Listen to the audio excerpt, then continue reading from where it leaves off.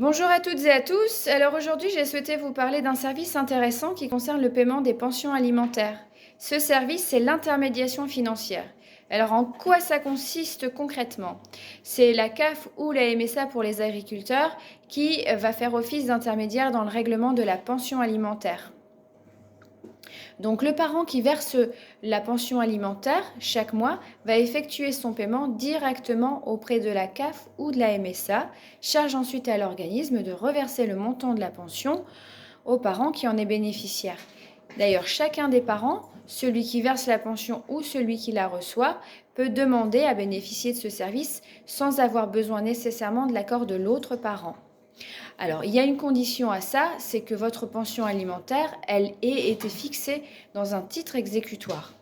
Un titre exécutoire, c'est un document officiel dans lequel est validé le montant de votre pension alimentaire et qui va permettre à la CAF ou à la MSA de pratiquer l'intermédiation et d'agir en cas d'éventuel retard ou impayé.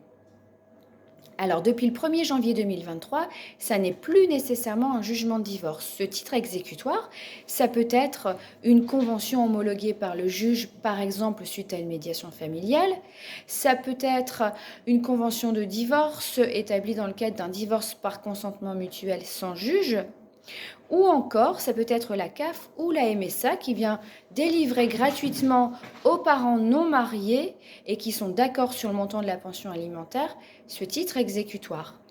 Donc, que vous soyez en cours de séparation, séparé, divorcé, amiablement ou judiciairement, vous pouvez bénéficier de ce service dès lors que vous êtes concerné par le paiement d'une pension alimentaire pour un ou plusieurs de vos enfants.